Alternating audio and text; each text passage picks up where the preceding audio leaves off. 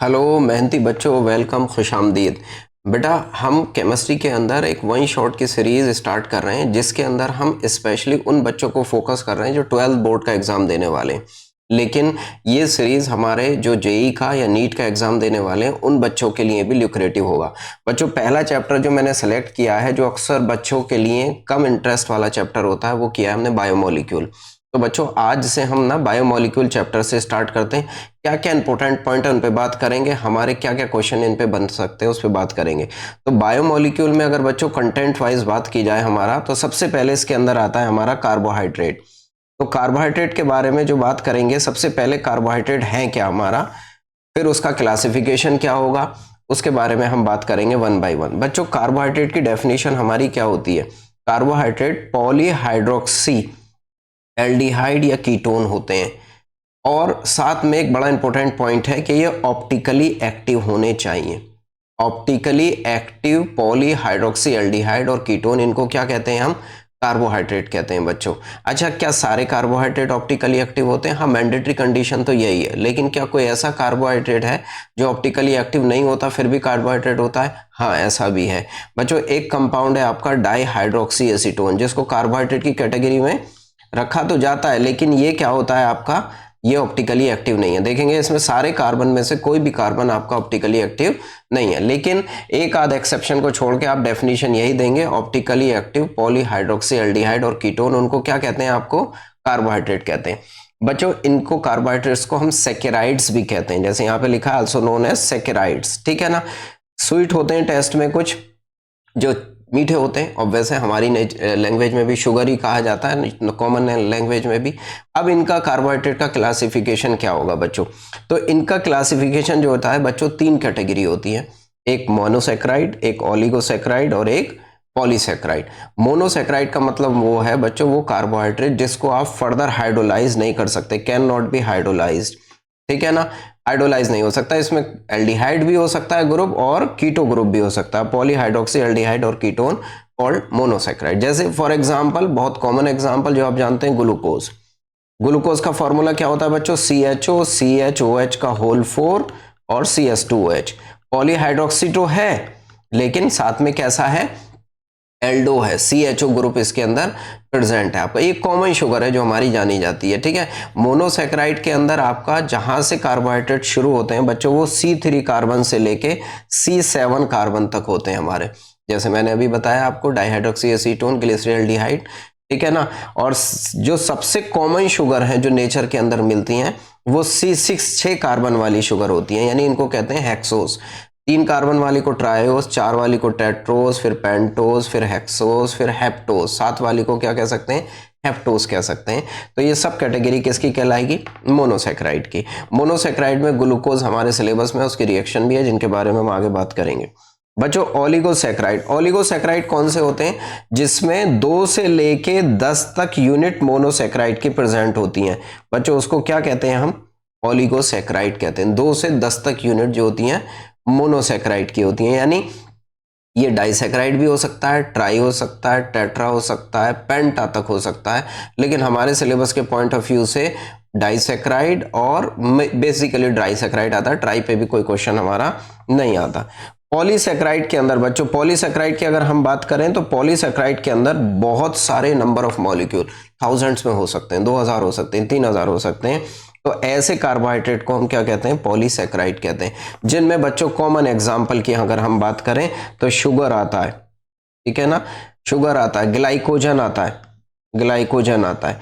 Disaccharide के अंदर भी आप एग्जांपल की बात करें तो आपके पास सुक्रोज आता है, माल्टोज आता है, ठीक है ना। ये सब डाइसेक्राइड है जिनकी हम आगे बात करने वाले हैं, ठीक है। ये तो बच्चों हम था हमारा क्लासिफिकेशन। अब जो इसमें एक इंपॉर्टेंट क्वेश्चन आता है बच्चों, ये बहुत ज्यादा पूछा जाने वाला क्वेश्चन है हमारा, कि रिड्यूसिंग और नॉन रिड्यूसिंग शुगर। इस पे ऑब्जेक्टिव क्वेश्चन भी बहुत ज्यादा आता है, और आपसे शॉर्ट नोट की फॉर्म में भी क्वेश्चन पूछ सकता है, what is mean by reducing and non reducing sugar. देखिए, सीधा सा मतलब यह है कि जो टॉलरेंस रिएजेंट या फेहलिंग सॉल्यूशन को रिड्यूस कर दें और खुद से ऑक्सीडाइज हो जाए, उनको कहते हैं हम रिड्यूसिंग शुगर। अब उसके होने के लिए, ये सब करने के लिए, वैसे हम कार्बोनिल कंपाउंड में पढ़ चुके हैं कि फ्री एल्डिहाइडिक ग्रुप होना चाहिए, एल्डिहाइडिक ग्रुप। लेकिन यहाँ पे कंडीशन क्या होगी बच्चों, उनके पास फ्री एल्डिहाइडिक और कीटोनिक ग्रुप होना चाहिए। अब ये कीटोनिक कंफ्यूजन की बात हो गई कि कीटोन तो ना तो टॉलरेंस से रिएक्ट करता है ना फेलिंग से रिएक्ट करता है। हाँ बच्चों, कीटोन के अंदर अगर एक शुगर ऐसी है फ्रक्टोज, जो बेसिक मीडियम के अंदर आपको रिड्यूसिंग शुगर की तरह बिहेव करती है NaOH की प्रेजेंस में, वो इटसेल्फ रिड्यूसिंग नहीं होती, वो ग्लूकोज और मैनोज में कन्वर्ट होने की वजह से वो रिड्यूसिंग नेचर शो करती है। अदरवाइज कीटो ग्रुप कोई रिड्यूसिंग नेचर में नहीं होता। ये बेसिक बात है जो बच्चों को अक्सर कंफ्यूजन रहता है, ये मैंने उनको बता दिया। तो वो शुगर जिनके पास क्या होते हैं बच्चों, फ्री एल्डिहाइडिक या फ्री कीटोनिक ग्रुप प्रेजेंट होता है, वो रिड्यूसिंग होती है नेचर में। सारे मोनोसैकेराइड क्या है, ऑल मोनोसैकेराइड आर रिड्यूसिंग। या तो एल्डोज हो, जैसे मैंने भी बताया फ्रक्टोज कीटोज होता है, फिर भी वो कैसा होगा नेचर में, वो नेचर में रिड्यूसिंग होगा। सारे पॉलीसैकेराइड नॉन रिड्यूसिंग है बच्चों। पॉलीसैकेराइड कैसे होते हैं आपके, नॉन रिड्यूसिंग है नेचर में, non reducing. Polysaccharide non reducing है। डाइसैकेराइड के अंदर आपका सुक्रोज नॉन रिड्यूसिंग है नेचर में, याद रख लेना सुक्रोज। अच्छा, उसका रीजन क्या है नॉन रिड्यूसिंग होने का, एक दो बातें याद रखो बच्चों। जिन डाइसैकेराइड के अंदर 1,2 या 1,1 लिंकेज प्रेजेंट होता है, 1,2 या 1,1 ग्लाइकोसिडिक लिंकेज, जब वो जुड़ते हैं आपस में तो एक लिंकेज बनाते हैं जिसको कहते हैं ग्लाइकोसिडिक लिंकेज। 1,2 या 1,1 लिंकेज प्रेजेंट होता है, वो नेचर में नॉन रिड्यूसिंग होते हैं। और 1,1 के लिए तो हमारा कोई एग्जाम्पल नहीं आता, एनसीईआरटी में नहीं आता, वैसे 3 हेलोज होता है। लेकिन 1,2 के लिए हमारे पास एग्जाम्पल आता है सुक्रोज। सुक्रोज के अंदर 1,2 लिंकेज होने की वजह से वो नेचर में नॉन रिड्यूसिंग होता है। बच्चों बात समझ में आई नहीं? अच्छा, पॉलीसैकेराइड में आप कहेंगे सर इसमें तो 1,4 लिंकेज होता है, फिर भी नॉन रिड्यूसिंग क्यों? इसलिए होता है कि इसकी बहुत लंबी चेन कोइल्ड हो जाती है, इसकी वजह से नेचर में कैसा होता है, डेस्पाइट हैविंग 1,4 लिंकेज, ये फिर भी कैसा होता है नेचर में, नॉन रिड्यूसिंग होता है। बच्चों बात समझ में आती है बच्चों? नहीं? तो ये बात हो गई हमारे रिड्यूसिंग और नॉन रिड्यूसिंग शुगर की। बच्चों इससे आगे अगर हम बढ़ें तो अब बात करते हैं मेन हमारे पास जो सिलेबस के अंदर आता है, वो आता है हमारा ग्लूकोज। ग्लूकोज को हम कैसे कैसे फॉर्म कर सकते हैं फ्रॉम सुक्रोज, केन शुगर।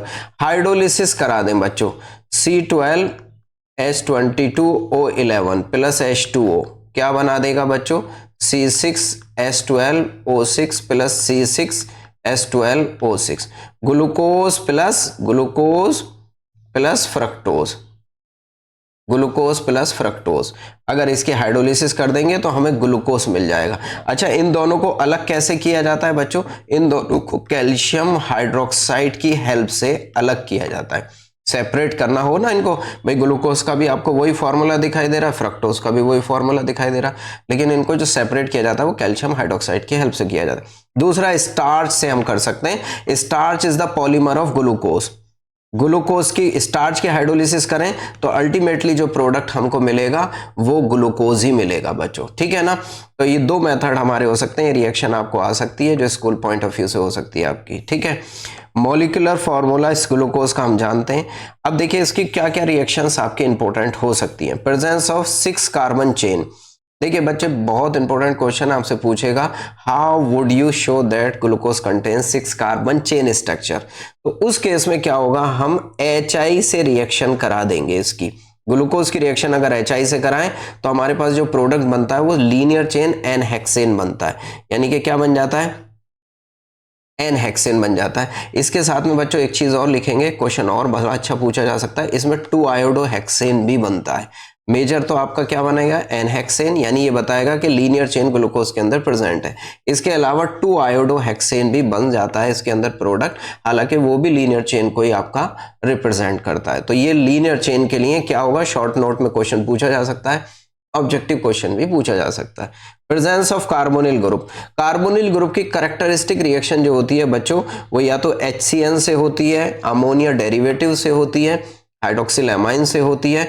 तो ये सब रिएक्शन जो होगा आपका ये शो करेगा, ठीक है? साइनोहाइड्रिन बनता है HCN से रिएक्शन करके, हालांकि सारे अमोनिया डेरिवेटिव से ग्लूकोज रिएक्शन शो नहीं करता। उसका रीजन ये है, glucose other than linear chain cyclic और रिंग फॉर्म में भी एग्जिस्ट करता है। ठीक है, दो रिएक्शन हमारी बच्चों यहाँ पे हो जाएंगे। रिएक्शन कैसे करेंगे आप? रिएक्शन करने में आपको कोई प्रॉब्लम नहीं है। CHOH का होल 4 करें, NCERT में आपको दे रखा है CS2OH।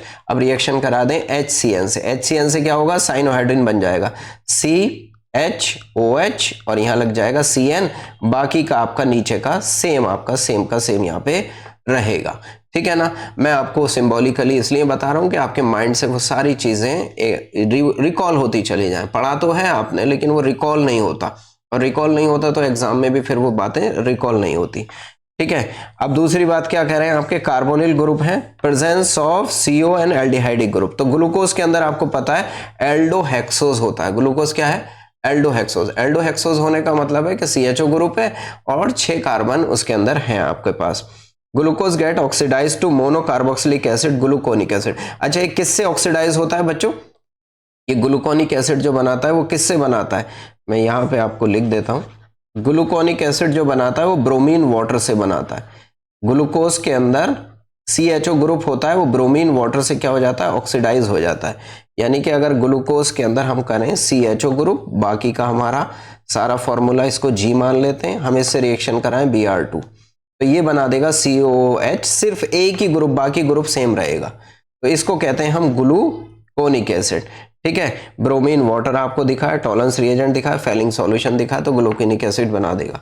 अच्छा बच्चों, इसकी अगर डाइल्यूट HNO3 से रिएक्शन करा दे, HNO3 से करा दे, एक क्वेश्चन ये भी आ सकता है, डाइल्यूट HNO3 से करा दें। हालांकि ये सिर्फ एल्डिहाइड ग्रुप को ऑक्सीडाइज करेगा, लेकिन डाइल्यूट HNO3 एल्डिहाइडिक ग्रुप और 1 डिग्री अल्कोहलिक ग्रुप दोनों को ऑक्सीडाइज कर देगा।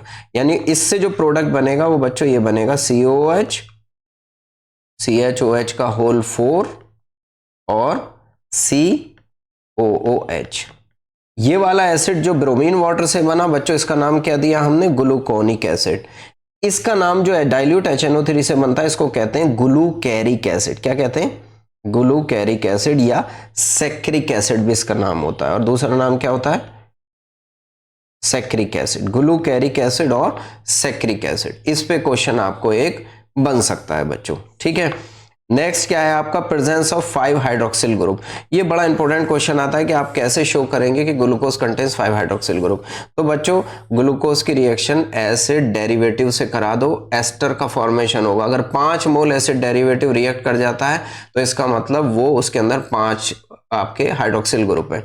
Glucose with acetic anhydride. Usually acid derivative क्या ले रहे हैं हम? एसिटिक क्लोराइड भी ले सकते हैं, लेकिन एसिटिक एनहाइड्राइड होता है। पेंटा एसीटेट ऑफ ग्लूकोज इस फॉर्म। यानी कि रिएक्शन कैसे होगी बच्चों? CHOH होल 4 और CS2OH।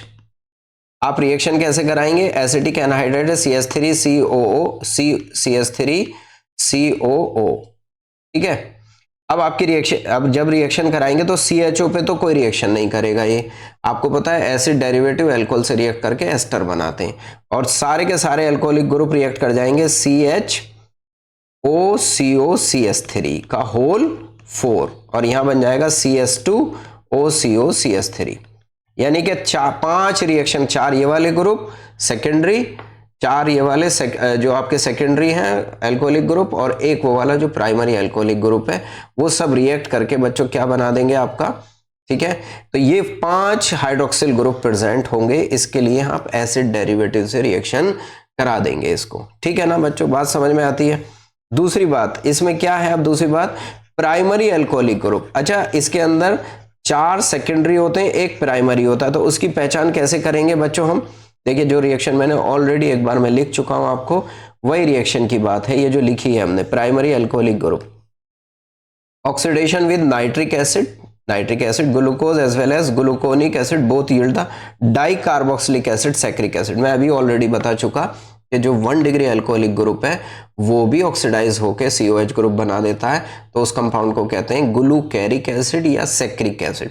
ये बताता है कि उसके अंदर क्या है? 1 डिग्री अल्कोहलिक ग्रुप प्रेजेंट है बच्चों। ठीक है, बात समझ में आती है बच्चों? तो ये कुछ रिएक्शंस हैं हमारी ग्लूकोज की। अच्छा, ये रिएक्शन तो ग्लूकोज हमें दे देता है, इसके अलावा कौन सी रिएक्शन है जो नहीं देगा? एक इसकी बहुत इंपॉर्टेंट रिएक्शन है बच्चों, जो रिएक्शन है हमारी फिनाइल हाइड्रेजीन से।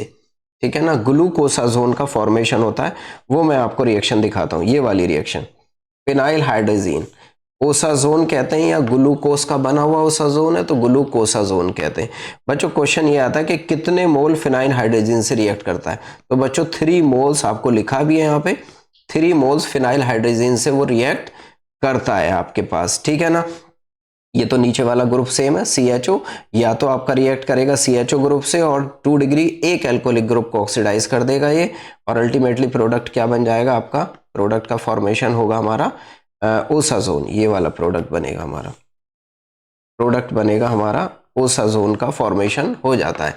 3 मोल इसलिए यूज होते हैं क्योंकि पहला मोल CHO से रिएक्ट करेगा, पहला मोल, दूसरा मोल CHO ग्रुप ये वाला बनाएगा आपका, इसको ऑक्सीडाइज करेगा, ये दूसरा मोल का यूज है, ये पहले मोल का यूज होगा, और तीसरा मोल फिर ओसाजोन का फॉर्मेशन करेगा।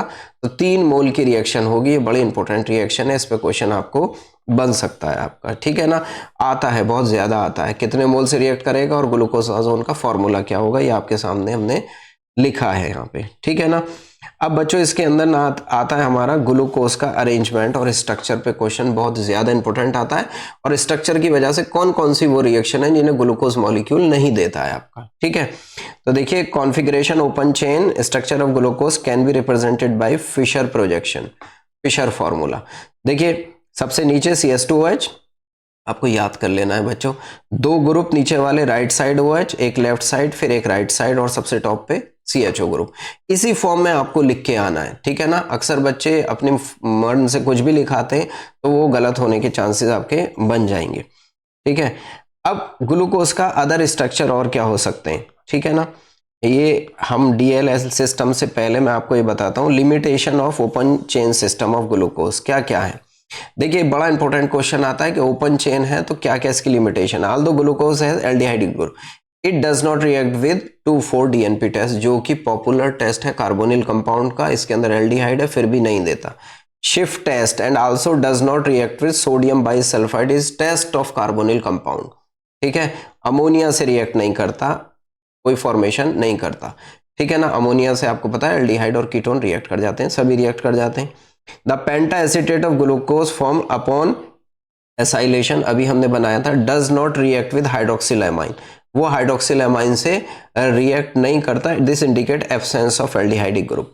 अच्छा, ये जो बातें हैं ये बता रही हैं कि उसके अंदर एल्डिहाइडिक है लेकिन एल्डिहाइडिक फ्री फॉर्म में नहीं है, वो एक रिंग या साइक्लिक स्ट्रक्चर का फॉर्मेशन कर लेता है, इस वजह से ग्लूकोज ये वाली रिएक्शन का फॉर्मेशन नहीं करता। वो कैसे कर लेता है बच्चों, उसको यहाँ पे देख लेते हैं, जरा बताते हैं आपको। ये जो फॉर्मूला है बच्चों यहाँ पे, इसको कहते हैं बच्चों हम साइक्लिक टोटोमेरिज्म। क्या कहते हैं? Cyclic tautomerism. साइक्लिक टोटोमेरिज्म में बच्चों क्या होगा हमारे पास, ये आप इस तरीके से CH2OH तो हमारा बॉटम में होगा ही, ऐसे आप इसको लिख सकते हैं, साइक्लिक टोटोमेरिज्म, CH2OH यहां पे होगा बच्चों, ठीक है। इसके अलावा ये वाला ऑक्सीजन और ये एल्डिहाइडिक ग्रुप, ठीक है ना, ये क्या कर लेंगे, आपके पास साइक्लिक टोटोमर का फॉर्मेशन कर लेंगे, इस तरीके से हम इसको जोड़ देते हैं। बाकी इससे नेक्स्ट वाला OH ग्रुप आप ऐसे ही रखेंगे OHH, इससे नेक्स्ट वाला आप ऐसे ही रखेंगे OHH, इससे ऊपर वाला आप रखेंगे ऐसे ही OHH। अब जो ये वाला CH और इधर से निकल के आया आपका H, तो CHH एक बार तो फॉर्मेशन हो सकता है OHH, इस तरह का हो सकता है। एक बार बच्चों बिल्कुल इसी कंपाउंड का हम ये फॉर्म बना सकते हैं, एक बार फॉर्मेशन ये हो सकता है CH2OH, यहां पे आपका ऑक्सीजन लिंक हो गया, यहां इधर OH आ जाए और इधर H आ जाए, बाकी का स्ट्रक्चर आपका ऐसा ही रहे, OH और H, H और OH, ठीक है, OH और H। ये बच्चों दो फॉर्म जो आपको दिखाई दे रही हैं, ये दो फॉर्म अलग अलग फॉर्म है, इसको हम अल्फा और बीटा के नाम से जानते हैं। ये जो स्ट्रक्चर ग्लूकोज का है ये हमारा रिंग स्ट्रक्चर है, यही ring structure ring structure equilibrium में एग्जिस्ट करता है साइक्लिक फॉर्म की। साइक्लिक फॉर्म ऑफ ग्लूकोज मैं आपको दिखा देता हूं, देखिए यहां पे इस साइक्लिक स्ट्रक्चर ऑफ ग्लूकोज बनाया है। साइक्लिक स्ट्रक्चर ऑफ ग्लूकोज में क्या होगा बच्चों, number 1 carbon, number 2 carbon, 3 carbon, 4 carbon और 5 कार्बन। इस स्ट्रक्चर को हम पायरानोज स्ट्रक्चर कहते हैं। पायरॉन कहता है 6 मेंबर्ड रिंग स्ट्रक्चर, तो पायरानोज स्ट्रक्चर कहते हैं इसको। 6 मेंबर्ड, यहाँ से 1 स्ट्रक्चर, यहाँ से 2, यहाँ से 3, यहाँ से 4, यहाँ से 5। अब यहाँ पे चेंज किस बात का आपको दिखाई दे रहा है? देखिए चेंज जो दिखाई दे रहा है वो आपको ये देखिए, यहाँ पे OH ग्रुप नीचे है, प्लेन ऑफ द पेपर से नीचे है, यहाँ OH group plane of the paper के ऊपर है। तो इसको कहते हैं बीटा डी ग्लूकोज और इसको क्या कहते हैं? Alpha D glucose. और इन दोनों को कलेक्टिवली एनोमर्स कहते हैं। क्या कहते हैं बच्चों? कलेक्टिवली इनको एनोमर्स कहते हैं। अगर फर्स्ट कार्बन पे H और OH का कॉन्फ़िगरेशन डिफरेंट हो, कॉन्फ़िगरेशन मतलब ऊपर नीचे हो, तो उनको क्या कहते हैं हम? एनोमर्स। यानी अल्फा डी ग्लूकोज और बीटा डी ग्लूकोज एक दूसरे के क्या है? एनोमर। एक बड़ा सुंदर क्वेश्चन इस पे आ सकता है कि हमारे इस अल्फा डी ग्लूकोज के अंदर कितने कायरल सेंटर हैं बीटा डी ग्लूकोज में? यूजुअली अगर ग्लूकोज की बात करें बच्चों, ग्लूकोज के मॉलिक्यूल की बात करें तो हमें कायरल सेंटर जो दिखाई देते हैं वो OH H अभी लिखा ना हमने, इसको लिखने से अच्छा है कि हम ऊपर ही देख लें क्योंकि टाइम हमारा सेव हो जाएगा। देखिए यहाँ अगर हमने ग्लूकोज मॉलिक्यूल की बात की है बच्चों, तो इस ग्लूकोज मॉलिक्यूल में कितने आपको कायरल सेंटर दिखाई दे रहे हैं? 1 2 3 4, सिर्फ 4 कायरल सेंटर है इसके अंदर, ओपन चेन स्ट्रक्चर के अंदर। कैपिटल डी ग्लूकोज के अंदर, कैपिटल डी ग्लूकोज के अंदर, कैपिटल डी और कैपिटल एल का क्या मतलब है वो मैं बताता हूं। अगर आपसे क्वेश्चन पूछा जाए कि अल्फा डी, कैपिटल डी लगाएगा उसमें भी, लेकिन अल्फा और बीटा लगा देगा, अब इसमें कितने कायरल सेंटर हैं बच्चों? काउंट करो तो 1 2 3 4 और 1 5। दोनों केसेस में कितने कितने कायरल सेंटर हो जाएंगे? 5 कायरल सेंटर हो जाएंगे। 5 कार्बन क्या होंगे बच्चों? कायरल होंगे अल्फा डी और बीटा डी में। और सिर्फ डी ग्लूकोज में कितने होंगे? 4 कायरल सेंटर होंगे। अब बच्चों ये जो डी जो हमने लगाया है इसका क्या मतलब है? डी एक रिलेटिव कॉन्फ़िगरेशन है, ग्लिसरॉल्डिहाइड के रेफरेंस में दिया जाता है बच्चों। सबसे लास्ट वाले CH2OH ग्रुप, इस केस में ग्लिसरॉल्डिहाइड में अगर H आपका राइट साइड पे है, H आपका राइट साइड पे है तो उसको L कहते हैं। उसको क्या कहते हैं? L glyceraldehyde. ऐसे ही आप जब ग्लूकोज का फॉर्मूला देखेंगे और अगर OH राइट साइड पे है तो उसको क्या कहते हैं? D देखेंगे। अब बच्चों आप ग्लूकोज का फॉर्मूला देखेंगे तो इस कार्बन पे जो दिखाई दे रहा है आपका ये वाला किस साइड है आपका? देखिए राइट साइड है कि नहीं? राइट साइड है। इसमें भी किस साइड था? राइट साइड था। सब केसेस में क्या है बच्चों? Right side. तो राइट साइड होने का मतलब नेचर में मिलने वाला जो ग्लूकोज होता है वो आपका डी आइसोमर ही होता है नेचर में। ठीक है बच्चों, बात जम जाती है हमारी? नहीं। एल आइसोमर जो होता है वो अमाइनो एसिड एल की फॉर्म में एग्जिस्ट करते हैं। ग्लूकोज और शुगर जनरली डी की फॉर्म में एग्जिस्ट करते हैं। लास्ट वाले कार्बन, सेकंड लास्ट कार्बन के ऊपर OH राइट साइड है तो डी, OH अगर लेफ्ट साइड है तो एल ग्लूकोज उसको हम बोलते हैं बच्चों। बात समझ में आती है बच्चों? नहीं। ठीक है, थोड़ा सा आगे और बढ़ जाते हैं बच्चों। देखिए इसी तरीके का हमारा ये फ्रक्टोज का फॉर्मूला है। फ्रक्टोज जो होता है वो हमारा क्या होता है? कीटो हेक्सोज होता है बच्चों, कीटो हेक्सोज। एल्डो हेक्सोज ना होके क्या होता है? कीटो। और ये साइक्लिक फॉर्म में फ्यूरानोज स्ट्रक्चर की फॉर्म में एग्जिस्ट करता है। ये फ्यूरानोज स्ट्रक्चर है बच्चों।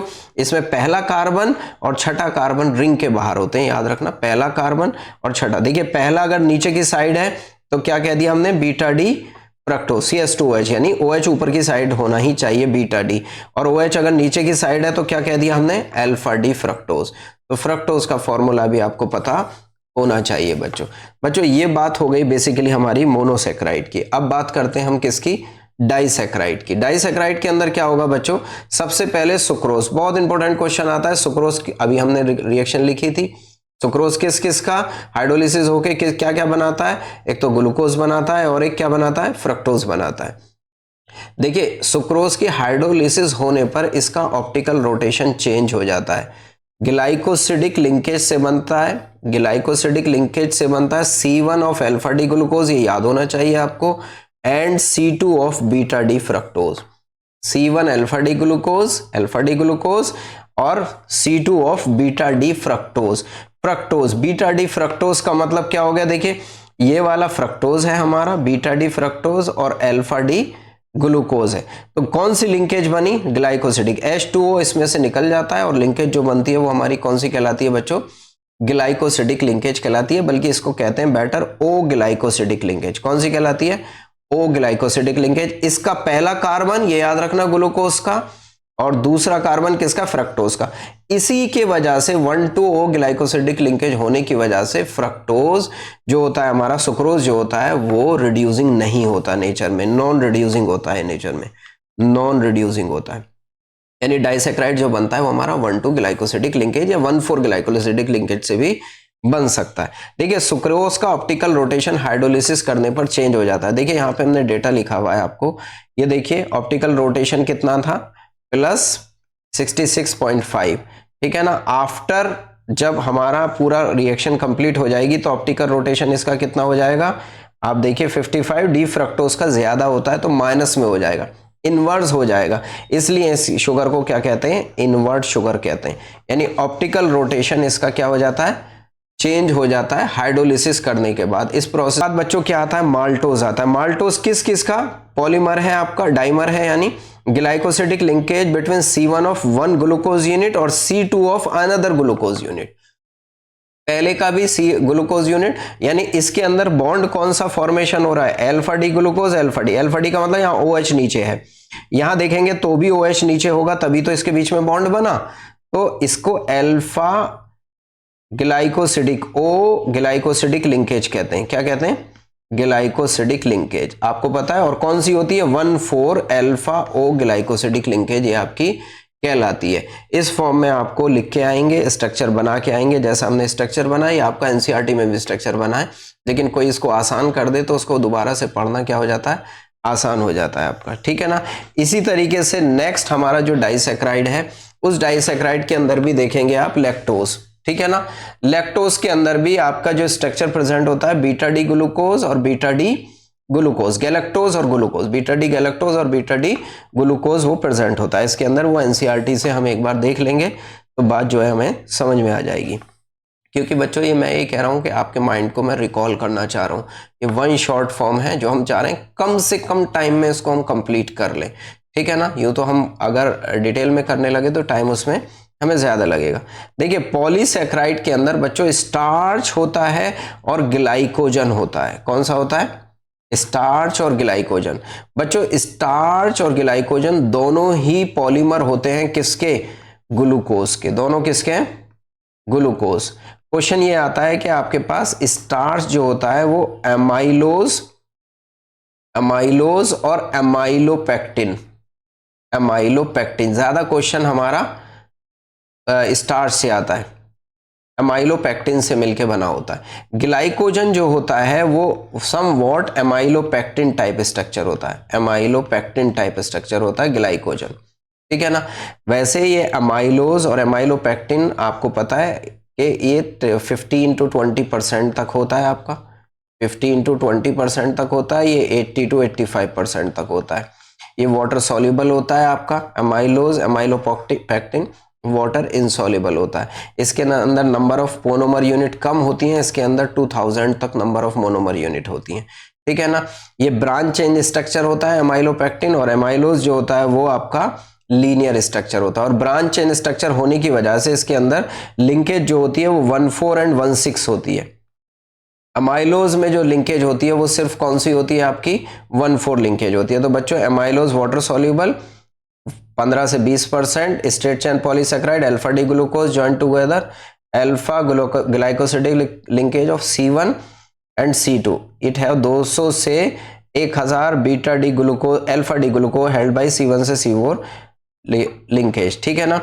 एमाइलोज वाटर सॉल्युबल एमाइलोपेक्टिन, आप इसको शॉर्ट नोट की फॉर्म में कर लेंगे, इस पे क्वेश्चन आपका बहुत सुंदर बन सकता है। क्लियर है बच्चों, बात समझ में आती है नहीं, ठीक है। आप इस क्लास को ये समझिए कि आपको बूस्ट करने वाली है, आप जाके इसको पढ़ना पड़ेगा, एक बार आप जाके पढ़ लेंगे तो चीजें आपके लिए क्लियर हो जाएंगी, ठीक है ना। एमाइलोपेक्टिन के बारे में क्या है बच्चों, 80 to 85% alpha D glucose C1 C4, और ब्रांचिंग पेस का C1 और C6 भी क्या होता है आपका, ठीक है। इसके बीच में C1 से C6 ग्लाइकोसिडिक लिंकेज प्रेजेंट होता है। बच्चों दूसरी चीज, दूसरा क्या है, सेलुलोज। सेलुलोज क्या है हमारा, बीटा डी ग्लूकोज यूनिट। सब ग्लूकोज के पॉलीमर है लेकिन क्या है, बीटा डी ग्लूकोज यूनिट होता है। ये जितने पॉलीसैकेराइड है ये नेचर में कैसे हैं, नॉन रिड्यूसिंग है, ठीक है। तो एमाइलो, मैंने ग्लाइकोजन के बारे में बताया कि समवॉट इसका स्ट्रक्चर जो होता है बच्चों एमाइलोपेक्टिन की तरह होता है। बच्चों ये जो बात थी हमारी सब किसके बारे में हो गई, कार्बोहाइड्रेट के बारे में, ये बात हमने खत्म कर ली। बड़ा topic can be detected by Molisch test, बहुत ज़्यादा अच्छा क्वेश्चन आता है बच्चों, स्पेशली एनटीए वगैरह जो नीट और जेई करा रहा है वहाँ पे क्वेश्चन ये कौन सा आता है, ये किसके लिए होता है बच्चों, शुगर के लिए होता है, आप याद कर लीजिए इसको, ये आपके 12th में ऑब्जेक्टिव क्वेश्चन में भी आ सकता है आपका, ठीक है ना। देखिए ये क्वेश्चन बड़ा सुंदर है आपका, चलिए इसमें आंसर हमने लगा ही रखा है, क्या है आपका, following compound will behave a strong reducing sugar aqueous KOH। बच्चों रिड्यूसिंग शुगर वही शो करेगा जो एक्वस KOH से हाइड्रोलिसिस होके फ्री एल्डिहाइडिक या कीटोनिक ग्रुप उसके पास प्रेजेंट होगा। बात समझ में आई नहीं। फ्री, देखिए यहाँ पे क्या होगा, इस केस में अगर हम बात करें तो देखो इस केस में कोई एसिड डेरिवेटिव नहीं है, कोई एसिड डेरिवेटिव नहीं है, इस केस में कोई एसिड डेरिवेटिव, ये केस में इसमें एसिड डेरिवेटिव है। अब जब ये इसकी वापस से हाइड्रोलाइसिस करेंगे बच्चों हम, तो क्या करेगा, free anomeric OH group present होगा, OH ग्रुप प्रेजेंट होगा, जिसकी वजह से क्या होगा, ये नेचर में रिड्यूसिंग होगा। एनोमेरिक ग्रुप प्रेजेंट होना चाहिए साइक्लिक स्ट्रक्चर के अंदर। वैसे फ्री एल्डिहाइडिक और कीटोनिक ग्रुप किसके बात कर रहे हैं हम, जो हमारे पास लीनियर चेन स्ट्रक्चर है यानी ओपन चेन स्ट्रक्चर है। तो यहां से क्वेश्चन बच्चों हमारा सुंदर बन जाएगा। बच्चों ये बात हमारी यहाँ पे समाप्त हो जाती है, किसके बारे में, और क्वेश्चन है लेकिन हमारे लिए ये क्वेश्चन करना काफ़ी है। कार्बोहाइड्रेट के बारे में बात समाप्त हो जाती है। अब दूसरा पार्ट जो आता है बच्चों हमारा, वो आता है प्रोटीन्स के बारे में। हम बात कर लेते हैं किसके, प्रोटीन के बारे में। प्रोटीन क्या होता है बच्चों, protein is the polymer of, protein polymer है हमारा किसके पास, अल्फा अमाइनो एसिड, याद रखना अल्फा अमाइनो एसिड। और नेचर में जो अमाइनो एसिड मिलते हैं, अमाइनो एसिड होता क्या है आपके पास, उसके अंदर एक तो COH ग्रुप होगा, एक NH2 ग्रुप होगा, बाकी कोई अल्काइल ग्रुप होगा और कोई भी अदर ग्रुप R ग्रुप उसके अंदर प्रेजेंट हो सकता है। NH2 COH functional group are known as amino acid. अच्छा नेचर में मिलने वाले अमाइनो एसिड D होते हैं या L होते हैं, तो यूजुअली नेचर में मिलने वाले बच्चों अमाइनो एसिड L होते हैं। ग्लूकोज कार्बोहाइड्रेट D होता है, लेकिन अमाइनो एसिड कैसे होते हैं हमारे, L होते हैं नेचर में। तो बच्चों अब ये अमाइनो एसिड की कैटेगरी की है, कैटेगरी दो हम इसको क्लासीफाई करते हैं। एक तो होता है बच्चों हमारे पास एसेंशियल और non essential amino acid. Essential amino acid वो हैं जो हमारी बॉडी में सिंथेसाइज नहीं होते, नॉन एसेंशियल वो हैं जो बॉडी में सिंथेसाइज हो जाते हैं। देखिए कोई 10 नाम आप याद कर लीजिए, आपके लिए आसानी हो जाएगी। जैसे जिनके ऊपर स्टार लगा है वो हमारे कौन से हो गए बच्चों, essential amino acid, valine, leucine, isoleucine, tryptophan, phenylalanine, methionine, ये सब देखो ना आपके लिखे हैं, आर्जिनिन, ठीक है ना, थ्रियोनाइन, ट्रिप्टोफेन, हिस्टिडीन, ये सब कैसे हैं आपके, ये अमाइनो एसिड हैं जो एसेंशियल है। एसेंशियल के नाम याद कर लो, नॉन एसेंशियल आप खुद से सेग्रीगेट उसको कर सकते हो। अच्छा एक दो क्वेश्चन और इस पे सुंदर आता है, सबसे ज्यादा आपका मोस्ट सिंपलेस्ट अमाइनो एसिड कौन सा होता है, तो बच्चों सबसे गरीब अमाइनो एसिड जो होता है वो ग्लाइसिन होता है।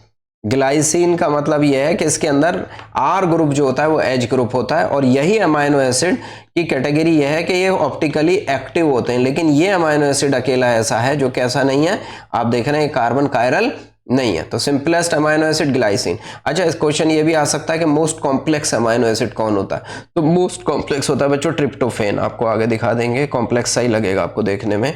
ये जो ट्रिप्टोफेन है ना, ये आपका कैसा होता है, मोस्ट कॉम्प्लेक्स अमाइनो एसिड होता है। क्वेश्चन ऐसा पूछ सकता है acidic amino acid, aspartic acid, glutamic acid, इस तरह का। Sulphur containing amino acid, methionine, आपके पास इस तरह का क्वेश्चन आ सकता है कि किस कंपाउंड में सल्फर कंटेनिंग अमाइनो एसिड होता है। तो देखिए सल्फर कंटेनिंग आपको दिखाई दे रहा है, मिथियोनिन दिखाई दे रहा है, ये सल्फर कंटेनिंग अमाइनो एसिड है आपके पास।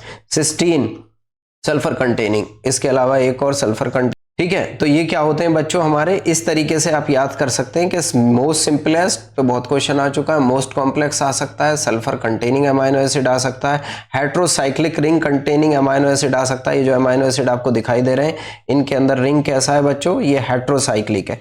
ट्रिप्टोफेन है, हिस्टिडीन है, ये heterocyclic ring containing amino acid है। आपके बात समझ में आती है बच्चों, नहीं? तो इस पे क्वेश्चन हमारा अमाइनो एसिड पे बन सकता है। अब प्रोटीन जो होता है वो क्या होता है, प्रोटीन क्या होता है वो, ये भी, ये प्रोलाइन भी आपका कैसा है, आपका amino acid heterocyclic ring containing amino acid है, ठीक है। प्रोटीन क्या होता है बच्चों, प्रोटीन को पॉलीपेप्टाइड कहते हैं, यानी बहुत सारी पेप्टाइड लिंकेज इसमें प्रेजेंट होती हैं। अमाइनो एसिड एक दूसरे से रिएक्ट करके हमारा वाटर निकालने के बाद एक लिंकेज बनाते हैं जिसको पेप्टाइड या एमाइड लिंकेज कहते हैं। बच्चों वो कैसे बनाते हैं हम इस तरीके से पहले वो आपको दिखा देते हैं कि एमाइड लिंकेज हमारा कैसे फॉर्मेशन होता है। तो देखिए बच्चों ये है पेप्टाइड और एमाइड लिंकेज। यहाँ पे एक अमाइनो एसिड का NH2 ग्रुप का H और एक का OH ग्रुप, यहाँ से वो डिहाइड्रेशन सिंथेसिस होता है और ये वाली जो लिंकेज बनी होती है बच्चों, इस लिंकेज को क्या कहते हैं हम, पेप्टाइड या अमाइड लिंकेज कहते हैं। ये भी आपको शो करना होगा कि पेप्टाइड लिंकेज या अमाइड। CONH ग्रुप क्या होता है आपका, एमाइड ग्रुप होता है, तो इसलिए पेप्टाइड या पॉलीपेप्टाइड इसलिए कहते हैं क्योंकि बहुत सारी पेप्टाइड लिंकेज होती हैं। और 10 अमाइनो एसिड है तो 9 क्या निकलेंगे, वाटर मॉलिक्यूल, और 9 उसके अंदर पेप्टाइड लिंकेज प्रेजेंट होंगी आपकी। अमाइनो एसिड पे एक दूसरा बहुत बड़ा क्वेश्चन आता है बच्चों आइसोइलेक्ट्रिक पॉइंट के ऊपर, इस पे बात कर लेते हैं बच्चों हम। ये वाला आइसोइलेक्ट्रिक पॉइंट जिस पे बहुत ज्यादा क्वेश्चन आपका आता है। आइसोइलेक्ट्रिक पॉइंट का मतलब ये है बच्चों अमाइनो एसिड में अमाइनो ग्रुप भी है और एसिडिक ग्रुप भी है। आपको पता है एक ही मॉलिक्यूल में 2 डिफरेंट टाइप के पोलर ग्रुप प्रेजेंट हैं, तो ऐसे मॉलिक्यूल को हम बच्चों ज्विटर आयन कहते हैं। क्या कहते हैं, ज्विटर आयन। ज्विटर आयन का मतलब है कि COO नेगेटिव बना लेगा और NH3 पॉजिटिव बना देगा। एक ही मॉलिक्यूल में 2 डिफरेंट टाइप की पोलरिटी के ग्रुप प्रेजेंट होंगे, यानी एनोड की तरफ भी चलने की टेंडेंसी होगी और कैथोड की तरफ की। देखिए आइसोइलेक्ट्रिक पॉइंट वो pH है जिसमें अमाइनो एसिड किसी भी इलेक्ट्रोड की तरफ नहीं चलता, ठीक है ना। और कैसे इसको कैलकुलेट करते हैं बच्चों, 2 अमाइनो एसिड की आपकी pKa वैल्यू, यानी एसिड की COH की pK वैल्यू और बेस की भी NH2 ग्रुप की भी pK वैल्यू, उनका जो एवरेज होता है बच्चों हमारा, वो क्या कहलाता है, आइसोइलेक्ट्रिक पॉइंट। बच्चों इसमें एक बात याद रखना, अगर आपको ऐसा एसिड आ गया जिसके अंदर एक से ज्यादा COH ग्रुप है, 2 COH ग्रुप है और एक NH2 ग्रुप है, तो आप इन दोनों की pK वैल्यू लेना, इन दोनों की pK वैल्यू लेना। अगर कोई ऐसा एसिड आ गया जिसके अंदर 2 NH2 ग्रुप आ रहे हैं लेट्स से और एक COH ग्रुप आ रहा है, तो आप इन दोनों की pK वैल्यू लेके 2 की pK वैल्यू लेके ही आप आइसोइलेक्ट्रिक पॉइंट उसके अंदर फाइंड आउट करेंगे। इस पे एक बड़ा अच्छा क्वेश्चन हमारा बन जाता है। तो याद रखना, जो अमाइनो है अमाइनो की लेना, जो एसिड है तो एसिड की लेना, ठीक है ना। तो आप देखिए यहाँ पे हमने शो किया है कि इसके अंदर pH 7 है, तो आपका ये भी आयन ये भी आयन, ठीक है, COH। अगर आपने यहाँ पे एसिडिक मीडियम कर लिया तो H पॉजिटिव ज्यादा हो जाएगा तो NH3 बना लेगा, बेसिक कर लिया तो आपके पास CO नेगेटिव बना देगा, ये सॉल्ट का फॉर्मेशन कर लेगा। इस पे एक क्वेश्चन बच्चों सुंदर आता है, ये क्या कहलाता है हमारा, आइसो इलेक्ट्रिक पॉइंट, ठीक है बच्चों। बात समझ में आती है नहीं, देखिए आयन जो बनाया है मैंने अभी बताया आपको, ये आयन कौन सा कहलाता है आपका, ज्विटर आयन कहलाता है आपका, ठीक।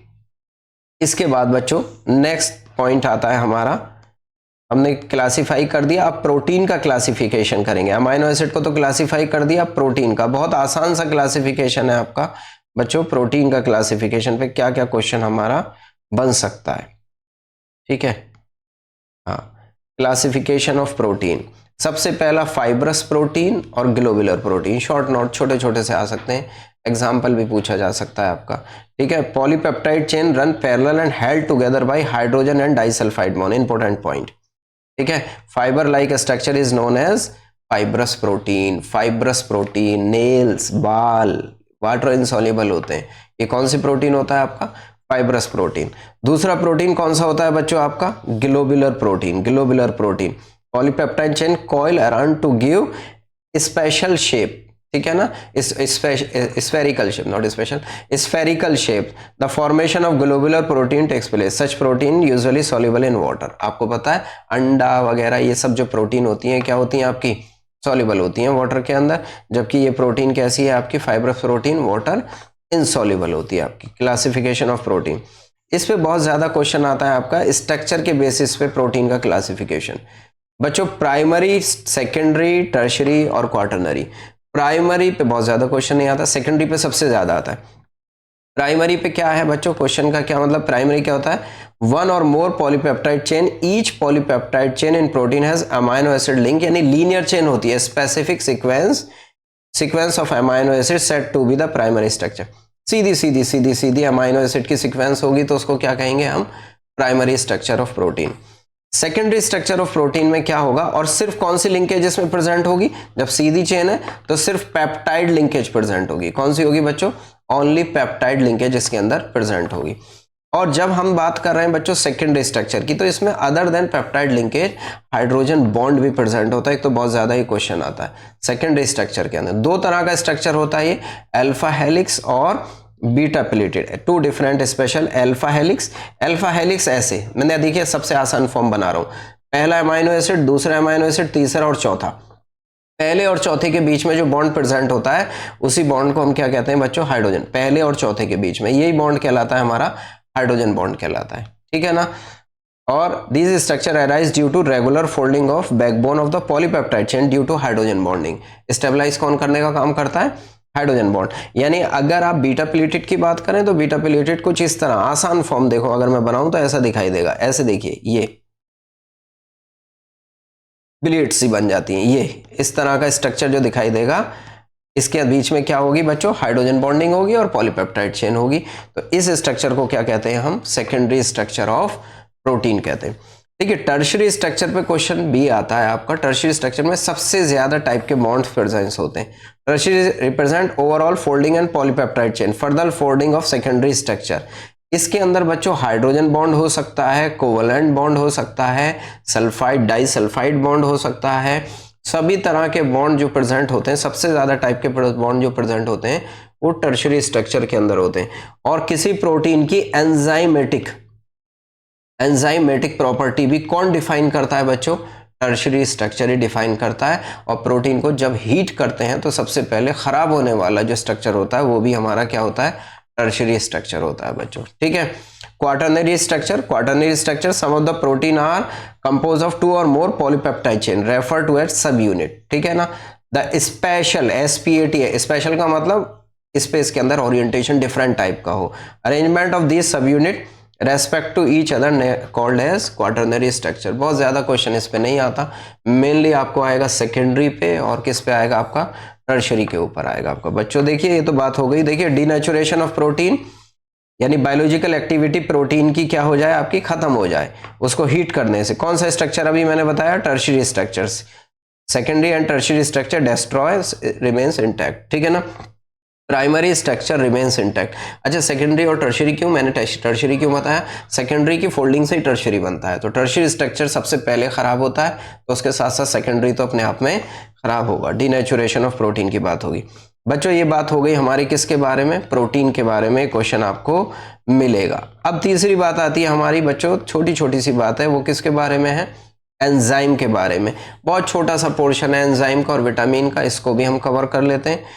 ठीक है, colloidal solution of protein which work as biological catalyst, उसको क्या कहते हैं बच्चों, एंजाइम। बहुत सारे एंजाइम है बॉडी के अंदर, ट्रिप्सिन, काइमोट्रिप्सिन, पेप्सिन, यामू के अंदर होता है सेलेवरी एमाइलेज, आप बच्चे जानते हैं। All enzymes are globular protein. Fibrous तो हो ही नहीं सकता, फाइब्रस होगा तो घुलेगा कैसे, ठीक है ना, जबकि एंजाइम तो घुलना भी चाहिए आपका। ठीक है, some enzyme are associated with some non protein component, बहुत इंपॉर्टेंट क्वेश्चन है, उनको क्या कहते हैं, कोफैक्टर्स कहते हैं। नॉन प्रोटीन कंपोनेंट उनके साथ होता है आपका। ठीक है, कोफैक्टर कितने तरह के होते हैं बच्चों, दो तरह के। इनऑर्गेनिक आयंस, बहुत सारे आयंस होते हैं एंजाइम की एक्टिविटी करने के लिए, इनऑर्गेनिक आयंस चाहिए आपके पास। ठीक है ना, जैसे आप देख सकते हैं बॉडी के अंदर भी प्रेजेंट होता है आपका ऑर्गेनिक, इनऑर्गेनिक आयंस। और दूसरा कौन सा होता है, ऑर्गेनिक मॉलिक्यूल्स। ऑर्गेनिक मॉलिक्यूल्स कितने तरह के होते हैं, कोएंजाइम और प्रोस्थेटिक ग्रुप। ठीक है, कोएंजाइम क्या होता है, small organic molecule cofactor held with protein by weak, very weak bond. These cofactor are derived from vitamin such as thiamine, riboflavin और निएसिन। यानी कि स्पेशली कौन होते हैं कोएंजाइम, कौन से होते हैं स्पेशली, ये विटामिन्स होते हैं। ये बात थोड़ी सी मैथ्स वाले बच्चों के लिए मुश्किल है, लेकिन बायो वाले तो इसको जानते ही जानते हैं।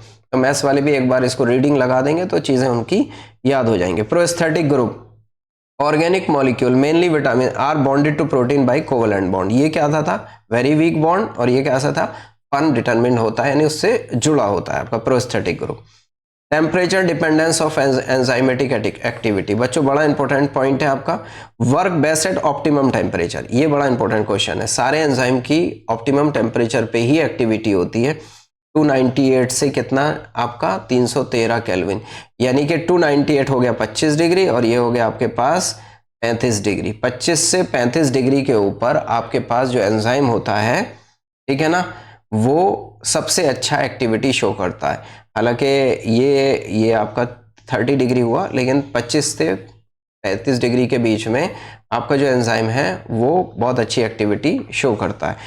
ठीक, नेक्स्ट विटामिन। सबसे लास्ट टॉपिक बच्चों आता है हमारा, ये लार्ज मैक्रो मॉलिक्यूल्स हैं, ऑर्गेनिक मॉलिक्यूल्स हैं, organic component essential for the growth of the life, bacteria and micro organism not synthesize in our body except vitamin D. सिर्फ विटामिन डी, धूप में बैठ जाते हैं ना, धूप में क्या लेते हैं, हालांकि हर धूप नहीं देती, हर धूप काला कर देती है निकम्मो। धूप वो जो मॉर्निंग वाली होती है, इवनिंग वाली होती है, जो सन बाथ लिया जाता है। आपने देखा ना, गोरों को बीच पे पड़े रहते हैं निकम्मे। हमारे यहाँ तो वैसे ही टाइम वाइम नहीं मिलता, तो हम तो, हमारे हिंदुस्तान के अंदर विटामिन डी की कमी सबसे ज़्यादा है। सच बताऊं, मेरे अंदर मैंने एक बार मेज़र कराया तो 6 मिलीग्राम आ रही थी। मतलब 6 मिलीग्राम का मतलब है बहुत ही कम, निहायत 30 मिलीग्राम जो होती है ना, वो नॉर्मल लिमिट होती है, और ये जो थी बहुत कम आ रही थी। ये सबके अंदर मिलेगा, आप भी देख लो, आपके अंदर भी होगा। सनबात वनबात करते नहीं हम, ठीक है ना, और करते हैं तो फिजूल की हरकतों में रहते हैं, गोरी मैम को देखते हैं, ठीक है ना। देखिए क्या होगा हमारा, vitamin are classified in 2 categories, water soluble vitamin और fat soluble vitamin. Water soluble B और सी होता है बच्चों, और बाकी जो होते हैं ए डी ई के कौन से होते हैं हमारे, फैट सॉल्युबल विटामिन होते हैं बच्चों। इनके बारे में आप देखें, वाटर सॉल्युबल B1 नाम याद कर लो, thiamine, riboflavin, niacin, pantothenic acid, pyridoxine, cyanocobalamin और एस्कॉर्बिक एसिड। ज़्यादा क्वेश्चन आता है एस्कॉर्बिक एसिड कौन सी डिजीज होती है, स्कर्वी। पहला विटामिन है जो डिस्कवर हुआ, स्कर्वी डिजीज होती है। बाकी इनसे तो कलेक्टिवली आपका ऐसा डिजीज तो पूछेगा नहीं, ठीक है। नाम आपसे पूछ सकता है इसमें। फैट सॉल्युबल कौन से होते हैं, विटामिन ए, रेटिनॉल, कैल्सीफेरॉल, टोकोफोरॉल और फाइलोक्विनोन, ये आपके होते हैं विटामिन। विटामिन ए की कमी से होती है नाइट ब्लाइंडनेस, रतौंधी। विटामिन डी की कमी से होती है रिकेट्स, हड्डियों का कमजोर हो जाना।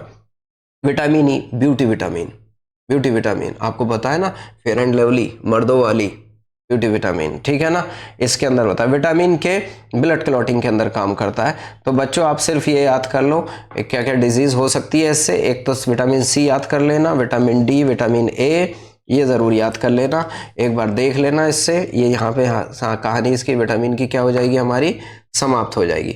अब लास्ट का टॉपिक मैं आपको और छोटा सा बता देता हूँ बच्चों, वो है न्यूक्लिक एसिड। पहला क्वेश्चन, किसका पॉलीमर है न्यूक्लिक एसिड। न्यूक्लिक एसिड बच्चों हमारे यहाँ हेरिडिटी के लिए होता है, आपको पता है हमारा आप न्यूक्लिक एसिड की वजह से ही है। अपने बाप अपने माँ जैसे दिखाई देते हैं, किसकी वजह से, न्यूक्लिक एसिड की वजह से दिखाई देते हैं, ठीक है ना। देखिए क्या है ना, आपके पास न्यूक्लिक एसिड जो होता है, हम सीधी इसकी बात ये करते हैं, किसका पॉलीमर होता है आपका, made up of nucleotide unit. और न्यूक्लियोटाइड क्या होता है आपका, undergo stepwise degradation 3 fundamental heterocyclic base, pentose sugar and phosphoric acid, ये होता है आपका न्यूक्लियोटाइड। न्यूक्लियोटाइड क्या होता है बच्चों, क्वेश्चन इसके ऊपर आ जाता है बच्चों। एक तो नाइट्रोजिनस बेस होता है, पेंटोज शुगर होता है, 5 कार्बन शुगर होती है आपकी, और फॉस्फोरिक एसिड होता है। याद रखना, इस पे क्वेश्चन दे दिया था एक बार नीट ने, फॉस्फोरस एसिड लिख दिया था उसने, यहीं पे बच्चे कंफ्यूज हो गए, तो फॉस्फोरिक एसिड होता है आपका, ठीक है। शुगर कौन सी होती है बच्चों, पेंटोज शुगर होती है, डीऑक्सीराइबोज और राइबोज। राइबोज शुगर होती है आरएनए में, डीऑक्सीराइबोज होती है, ऑक्सीजन कम होती है आपकी डीएनए के अंदर। देखिए बेस में क्या क्वेश्चन आ सकता है बच्चों, नाइट्रोजिनस बेस में 2 तरह के होते हैं, प्यूरिन और पायरिमिडीन। प्यूरिन जो होता है वो डबल रिंग स्ट्रक्चर होता है, पायरिमिडीन जो होता है वो सिंगल रिंग, हेट्रोसाइक्लिक है। यहां पे नाइट्रोजन तीसरे पे, 9वें पे, पहले पे और 7वें पे, 1 3 7 9 इस पे नाइट्रोजन प्रेजेंट होता है, क्वेश्चन पूछा जा सकता है।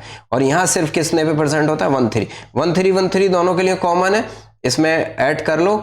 ऑड में 5 को छोड़ के बाकी हो गए, 1 3 5 7 9 होता है ना, 5 को छोड़ के सारे हो गए, 1 3 7 9, इसमें सिर्फ क्या हो गया 1 3 पे। प्यूरिन क्या होता है, एडिनिन और ग्वेनिन होता है बच्चों, ये नाम याद कर लो, स्ट्रक्चर याद करने की जरूरत नहीं है आपको, एडिनिन और ग्वेनिन। पायरिमिडीन क्या होता है बच्चों, साइटोसिन, थाइमिन और यूरेसिल। साइटोसिन, थाइमिन और यूरेसिल सिर्फ किसके अंदर होता है बच्चों, आपको पता है आरएनए के अंदर होता है यूरेसिल, ठीक है ना। इसके अंदर कौन कौन सा बॉन्ड प्रेजेंट होता है बच्चों, वो देख लेते हैं हम, बड़ा इंपॉर्टेंट क्वेश्चन इस पे आता है। देखिए शुगर ये है आपकी, नाइट्रोजिनस बेस ये है आपका, और ये फॉस्फो, इन दोनों के बीच में जो होता है वो फॉस्फोडाइएस्टर बॉन्ड होता है। कौन सा होता है बच्चों, फॉस्फोडाइएस्टर लिंकेज। ये 5 एंड यानी शुगर का 5वां नंबर, यहां से शुरू करोगे 1, और ये वाला जो होता है आपका, ये वाला जो बॉन्ड होता है, इसमें हमने लिखा नहीं, ये तो फॉस्फोडाइस्टर। फॉस्फोडाइस्टर मैं आपको आसान करके बना देता हूँ। ये शुगर हो गया, पेंटोस शुगर हो गया, ये नाइट्रोजनस बेस हो गया, ये फॉस्फेट हो गया। ये बॉन्ड जो होता है फॉस्फोडाइस्टर होता है, फॉस्फोडाइस्टर बॉन्ड। ये जो बॉन्ड होता है आपका, ये बॉन्ड होता है आपका वही ग्लाइकोसिडिक बॉन्ड, लेकिन इसको कहते हैं एन ग्लाइकोसिडिक बॉन्ड। कौन सा होता है बच्चों? एन ग्लाइकोसिडिक बॉन्ड, ठीक है। और दो नाइट्रोजनस बेस के बीच में जो बॉन्ड होता है, दूसरा नाइट्रोजनस बेस जो करेगा वो होता है हाइड्रोजन बॉन्ड। तीन तरह के बॉन्ड इसके अंदर प्रेजेंट होते हैं। कॉइलिंग जब होती है डीएनए के अंदर स्पेशली भी बात करें, क्योंकि डबल हेलिक्स डीएनए होता है, आरएनए जो होता है वो सिंगल हेलिक्स होता है आपके पास, ठीक है। और कौन कौन कंबाइन करता है? ए प्यूरिन पिरिमिडिन के साथ, ए टी के साथ करता है, और सी किसके साथ करता है? जी के साथ करता है। इनके बीच में जो बॉन्डिंग होती है वो कौन सी बॉन्ड होती है बच्चों? हाइड्रोजन बॉन्ड होता है। बच्चों इतनी बात अगर आप कर लेंगे तो आई होप आपके लिए बड़ा ये चैप्टर क्या हो जाएगा, आसान हो जाएगा। मैंने रवानी के साथ तेज़ी से इसको कवर करने की कोशिश की है। वन शॉट आप कह सकते हैं कि आज के टाइम का फैशन है, बच्चों को जल्दी से ये पूरा रिवाइज हो जाएगा, ठीक है ना। तो इसमें हमारे लिए कुछ क्वेश्चन कर लेते हैं बच्चों। Which vitamin gives below is water soluble. बहुत आसान क्वेश्चन आता है, अभी किया था हमने। विटामिन सी, बी और सी क्या होते हैं? वाटर सॉल्युबल होते हैं। बच्चों अगर आपको इससे रिलेटेड कोई क्वेश्चन आता है, कुछ आता है, तो आप मुझे कमेंट्स में लिख सकते हैं, या आपको लगता है कि हमें ये चीज़ और थोड़ा सा खुल के और समझ में आनी चाहिए, तो आप कमेंट में लिख सकते हैं। उसके ऊपर भी हम सोच सकते हैं और उसके ऊपर भी हम वीडियो बना सकते हैं। मैंने स्पेशली अपना चेहरा छोटा करके और इसको स्क्रीन को बड़ा करके इसलिए शो किया है कि आपका फोकस मेरे सुंदर चेहरे पे ना रह के आपकी स्क्रीन के ऊपर रहे। हालांकि हम इसको डिजिटल बोर्ड पे भी बना सकते थे, लेकिन आप मुझे इसका फीडबैक दीजिए, ठीक है। फीडबैक ज़रूर दीजिए, ठीक है। तो कैसा हमारी ये वीडियो आपको लगी है, और इससे नेक्स्ट हम ऐसे ही बैक टू बैक बढ़ते चले जाएंगे। Nitrogen containing compound, oxygen containing, और पूरी केमिस्ट्री को हम, उम्मीद है इंशाल्लाह बहुत जल्द इसको हम पूरा रिकॉर्ड करा के आपके सामने पेश करने की चेष्टा करेंगे, ठीक है बच्चों। जमती है बात। तो हमने ऑलमोस्ट 52-53 मिनट के अंदर पूरे चैप्टर को कवर अप किया। आप इसको जाके एक बार देखिए, आपको समझ में आएगा, हेल्पफुल होगा। Okay, good luck, thank you.